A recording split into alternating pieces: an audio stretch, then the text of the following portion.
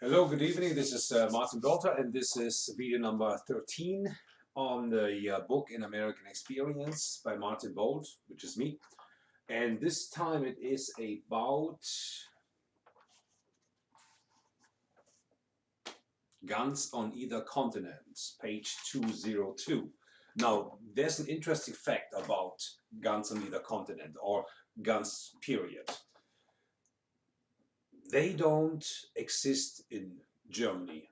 I wouldn't say Europe. Now you have to differentiate between certain things.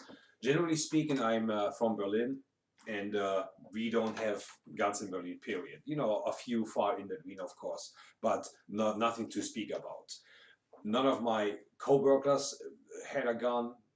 Uh, None of my family members had a gun. None of the friends I knew had a gun. None of the relatives I knew and dealt with back over there in Europe had a gun.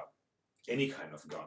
Is it a little pistol, a little automatic, assault rifle, uh, you know, bolt action rifle, and stuff like that.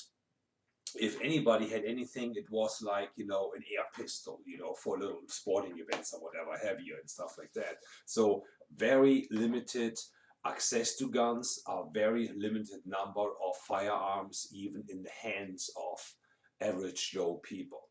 Now, let's go to the United States. And I'm not talking about how many people get killed by guns. That shouldn't be the subject of that whole chapter here. The subject is guns on either continent. Now, where I moved to in 2008, Lawton, Oklahoma, everybody has guns. It's a big culture, it's a big thing, and you talk about guns a lot, which is why nobody talks to me at work, because I can't talk about guns. I can talk about type of guns. I can talk about manufacture of guns. I can talk about calibers. I can talk about bullets, grains, accessories, laser sights, laser optics, handles, magazines, magazine extensions, bolt action rifle with 5 round magazine, single bolt action rifle, uh, whatever have you. I can't talk about that because I don't know nothing about it. And I'm really not too much interested in it. Otherwise, I would have, taken a more learning approach to the whole subject. But where we come from Europe, I guess it has to do with our history. We don't really deal in guns or firearms, period. We have been, or Europe as a whole place had been through 2 major wars not very long ago. And I guess we are done with guns, or at least we cannot really do anything with guns. It has become unnecessary to carry arms, to store arms, to have firearms as a hobby. Nobody does that. I can't quite put my finger on why, but these 2 world wars, I would say, is one of the main reasons. I grew up and was raised in a family, my parents that is, who have been part of World War II. My father has been a soldier, and kind of whatever he did, nobody ever really found out. Maybe I will dig into that a little deeper later. And my mother was 10 years old when the war ended, so she fled from eastern parts of Europe back to Berlin, where it was kind of safe, 44, 45, relatively speaking. So she has gone through war, and she has gone through after war periods, when everything lay in ruins, food was scarce, and so on and so forth. So what I'm trying to say, that American civilians, on the other hand, never had that. War, death, carnage was never really an issue with them at their doorsteps, which is a great thing, which is a good thing. Of course, that's one thing America can count on, or can claim for itself. Nobody ever was able to go across the water of the Atlantic Ocean or Pacific Ocean, land in America, and wage war. That never happened. So America is very blessed that they never had to go through that. That you lost half of your family, or you know, when you if your family lived in Hamburg, Dresden, or other bombarded cities, you know, half of your basically family got wiped out in a night, or you know, stuff like that. You never had to go through that. My father lost two of his brothers, my uncles, never found again. They just disappeared on the Eastern Front. So I guess it has that has a lot to do with that. So we don't we kind of mentally condemn guns, I would say, firearms for that matter. We keep them around, or especially Switzerland. You know, every a Swiss person bears one firearm at least to defend the country if called upon. They have some sort of law over there and stuff like that. And but we, as Europeans, generally speaking, because don't forget, Switzerland is not part of the European Union. So European Union countries, Germany, Spain, France, and so far, don't really carry arms. You cannot really buy in stores, but to buy arms and stuff like that. America is a big, especially where I come from or where I live right now, rather, is a big country of firearms. Firearms is a big issue because they collect firearms, they hunt, they fish. So you know, I am here in Lawton, Oklahoma. There's a big military base, so you have a lot of soldiers, you know, driving around. So they have a big gun culture, obviously, and this whole country has a big gun culture. You never went through this, that you know you don't really need firearms, but firearms is an important, very integral issue in America. And let's face it, they are fun too.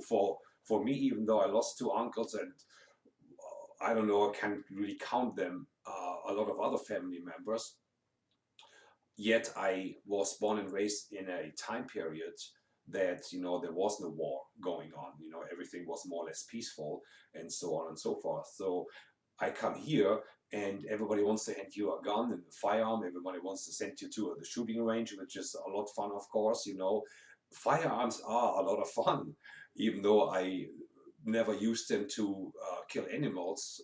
I wouldn't even know how to do that. I mean, you can shoot an animal, but then what? I'm gonna take the animal apart and store them in my freezer, and you know, whatever have you. No, I won't, because I never got to that point, or I never was trained in that. You know, there's family who demand their kids here in this part of the country to do that, which is great. You know, everything or anything goes down anywhere, you can go to the woods and live in the woods for a while. You know, so that's a great skill to have.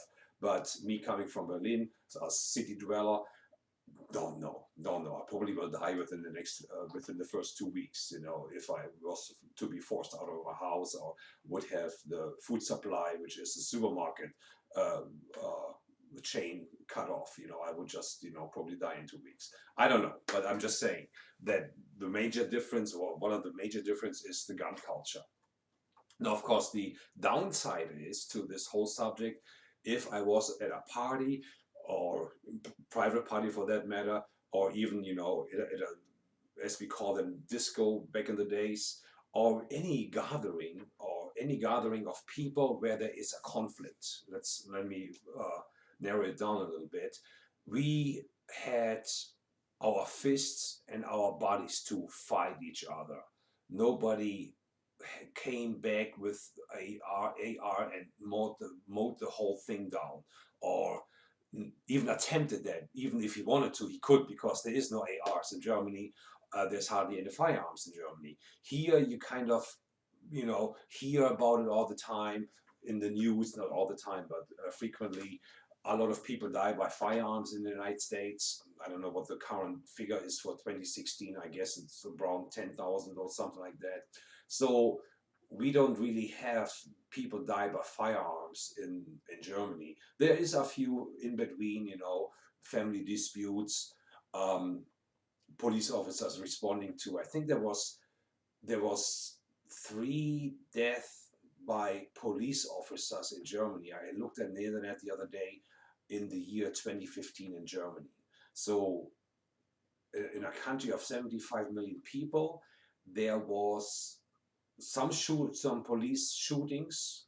Police drawing their firearms, shooting at something, at somebody, and that resulted in 3 deaths in the year 2015. So that's 75 million people. America has what's 325 million, something like that, and they had like anywhere between 10 and 11,000 deaths by firearms of various reasons. But the fact remains that firearms are available. I can go in any store and buy a firearm. It's a little bit more difficult for me because I'm not a EU citizen, but I still can do it. So that's just the fact of life as far as guns on either continent is concerned. And the reason for that is, I think, because America never had war brought to their doorsteps. And I don't even know if that would have changed anything as far as people demanding their right to bear arms. I know it's in the Constitution and it's not in the German Constitution or whatever Constitution. I know it's cemented in the American Constitution. But then again, as in so many laws, you know, have you put your hands on a text of laws and regulations, federally and state recently, you probably have a volume of 5 or 6 books, okay? Now, sometimes you find out how old laws of as of 200 years ago survived and are still present to this day, but nobody follows them. And similar with that amendment in the Constitution to the right to bear arms, only because it's in law doesn't mean somebody needs to go ahead and apply it, you know, or enforce it, you know, stuff like that. Everybody knows that you cannot drink and drive, you know. It's a law, obviously, but it's also something you don't have to enforce all the time. And so it is with many other laws. You don't really know about laws. You just are raised in a part of the country and automatically adjust to the rules and regulation of that particular part of the society without, you know, demanding the application of all the applicable laws and regulations because you just don't know them.